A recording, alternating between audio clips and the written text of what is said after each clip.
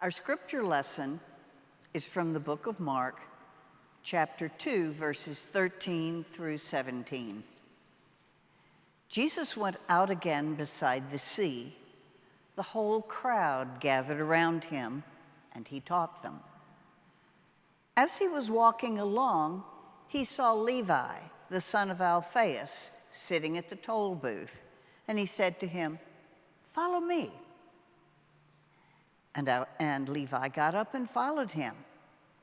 And as he sat at dinner at Levi's house, many tax collectors and sinners were also sitting with Jesus and his disciples, for there were many who followed him.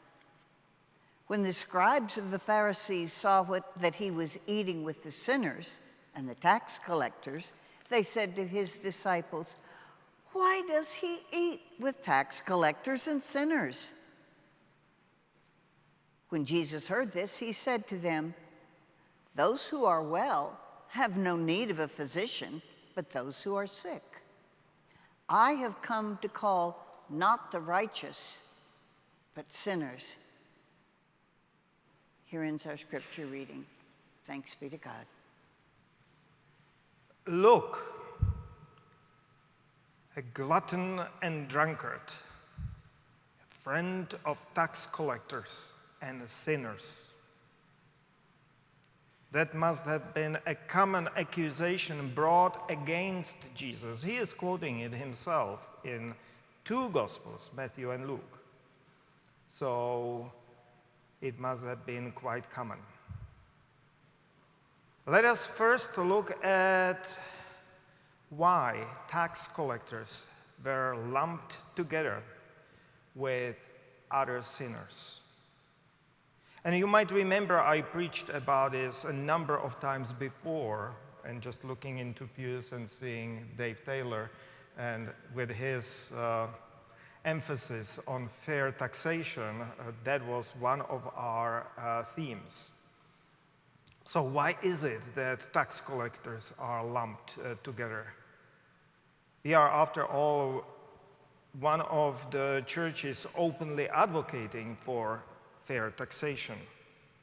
So firstly, looking into the Bible, many tax collectors were collaborators with a foreign occupying power, with Romans, and they worked for them. That is not enough. The other aspect of that was that they were very often, by design, corrupt, because taxes and fees or tolls were collected by selling the rights of collecting them. Like Matthew was probably sitting in his booth collecting fees from the usage of the road, or bringing fish on shore. We don't know exactly, but that is not regular tax collecting if he is sitting in a booth. It is more like toll collecting or similar fee collecting. And he had to go and purchase that. And then whatever he collected above for which he bought it paid his livelihood. And he was backed by official authority, by the army. So that made them accused of being really corrupt and being in a wrong place. Secondly, taxes included, as I said, tolls and fees and head tax. And they were patently unjust when you think about it. All these direct fees or taxes and head tax above it are patently unjust because everyone pays the same. Whether you are rich or whether you are poor, everyone paid the same. And that is unjust because it takes more from those who are poor. For the rich, giving few coins might not be a problem. For a poor widow, like we know the story from the Bible also, even a penny might mean that she would go hungry in the evening. Thirdly, tax collectors were part of the system in which the poor were forced to pay the last penny while the rich avoided it. They were actually those who were selling out those rights of collecting those taxes. And finally, taxes were largely what I would call extortion. They were meant to pay for mostly army, supposedly to provide security and protection from outside enemies, hardly providing any benefits for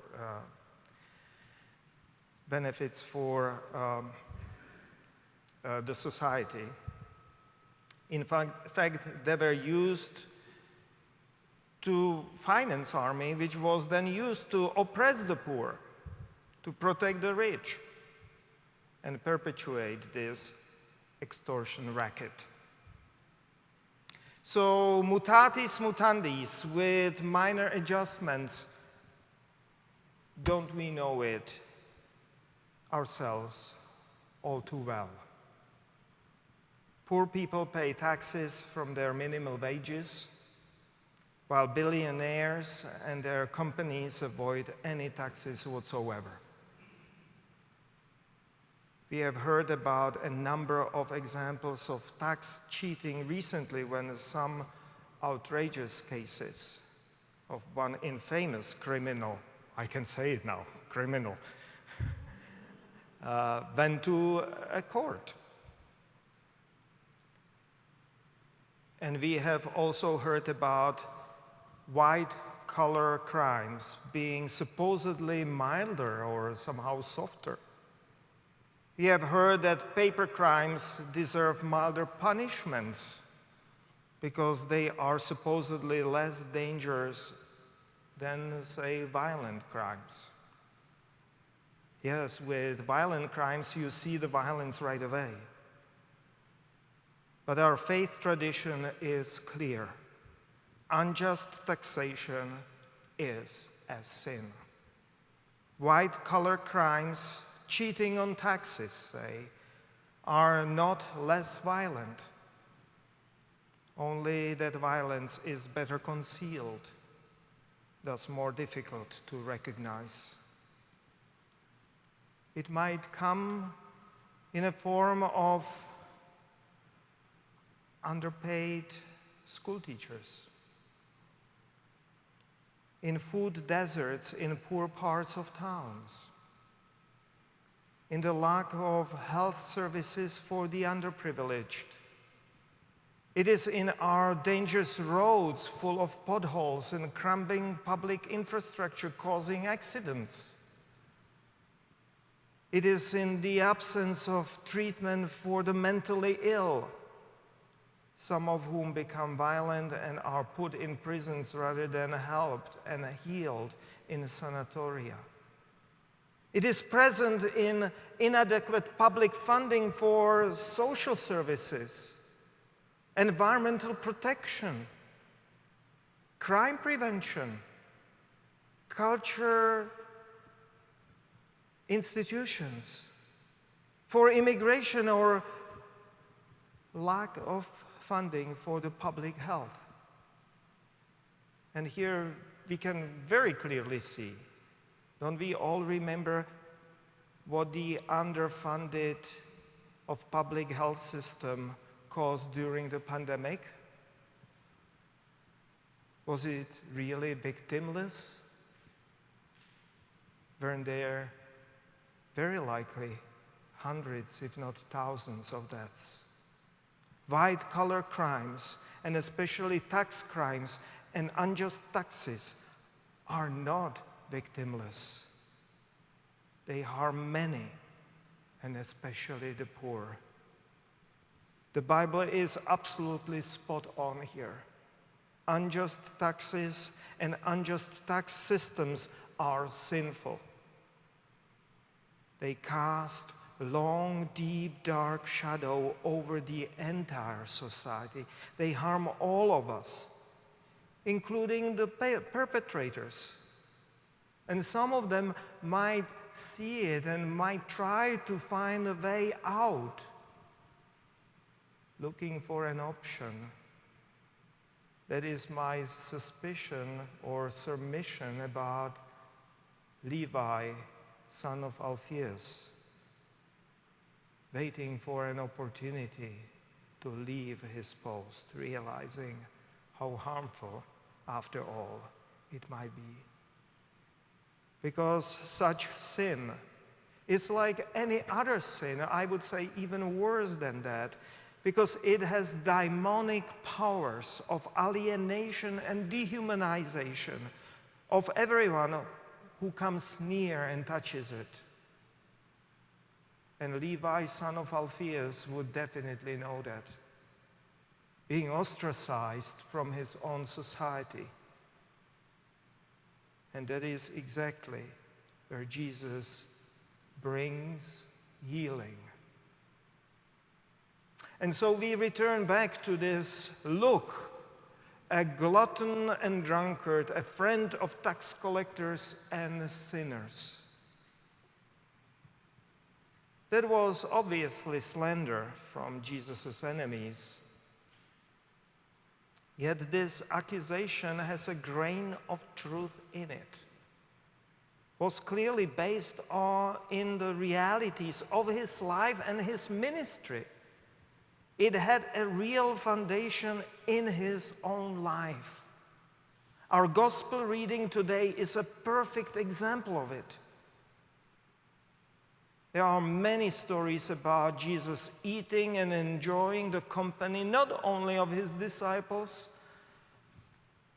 not only his followers, but also of prostitutes, tax collectors, and all sorts of people who were back then and would be even now called disreputable. We also hear about Jesus turning a moment of shortage into a time of abundance, miraculously feeding thousands in a deserted place. It was part of his ministry, feeding people, regardless where they were coming from. It made such an impression on his contemporaries that we even have several permutations of this story narrated in some gospels twice with different numbers. You know, once it is 4,000, next time it is 5,000. And we must not forget the story from the Gospel of John. Oh, my beloved one. The wedding in Cana of Galilee. When Jesus famously changed water into wine. And not just a bottle or two. It was more than 100 gallons of wine. Possibly close to 200.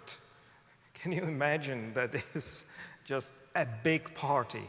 Yes, it was a wedding, so probably it was the whole village was invited, but still, it's a lot. And it was the choice wine. That's the other thing, part of that narration. That is kind of like function of telling us about Jesus really enjoying parties. You know, it's not trying to make us into alcoholics or anything of that kind. No, it is highlighting again the merry time in Jesus' party. Then we can realize how many of Jesus' parables are about food and eating. There's the parable about yeast and baking so much bread, it would be sufficient for an entire village. Again, it's almost like heavenly abundance. There are many minor aphorisms and sayings, but also outstanding parables about food and eating where it plays the central role. There are parables about grand feasts to which the invited guests did not come. And so the host invited everyone from the streets and hedges and from the ditches. Let them come, force them to come, especially the outcasts. And there is a parable about Lazarus and the rich man, which is also, interestingly, when you think about it, about unjust feasting and its reversal in heaven into juster one. And we must not forget the parable of the prodigal son, who first wasted his inheritance in selfish parties, but then coming to himself, upon repenting, was welcomed home with a grand feast. Jesus even gave a very specific instructions on how to be a guest at a party, how to behave and which seats to pick. But more importantly, Jesus also gave instructions for hosts, how to throw a party and whom to invite and whom not to invite. Unsurprisingly, don't invite those who expect it and who will invite you back. I'm paraphrasing now. Invite those least expected and those who have no way of inviting you back. It was clearly an important and integral part of Jesus' ministry. Around the tables, the rich learned to share.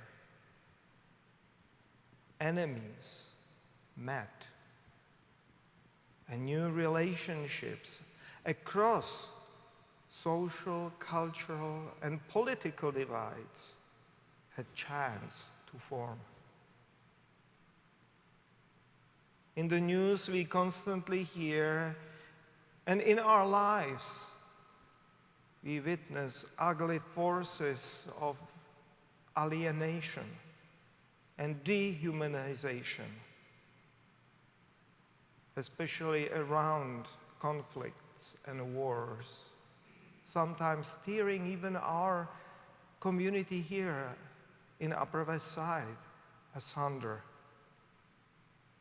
But even in our own lives, where we experience it, this dehumanization of ourselves or of those who are labeled as those others, there is this example set before us in the gospel. Here Jesus, I would call him Jesus party animal, comes to our help. He intentionally used shared food. He intentionally used these feasts and these parties as medicine for social and communal change and healing. And we heard that in that last verse of that reading. Those who are healthy, they don't need medicine or doctor. Those who are feeling ill, those who are broken. And yes, I think that in many respects we are broken. Shared food, therefore, at Jesus' time and in our own time, was and still is this medicine for our social ill of dehumanization. Our social ills and sins dehumanize, but shared tables have miraculous powers to rehumanize. So there are forces which are pushing us apart and dehumanizing us, but there are also forces which are pulling us together and rehumanizing us. They are truly healing feasts. One of those is prepared and spread here. That's that open commensality, like we talked about it with children. but also in many other ways. And one of my beloved ministries of this church being the Thursday meal program, of inviting people and sharing the abundance we've been given with all of them as they need. And these days, we are getting more and more little children. And there, that forces of alienation and dehumanization are cutting the strongest into my soul. But also, I see the hope in sharing food, sharing feast, and inviting in.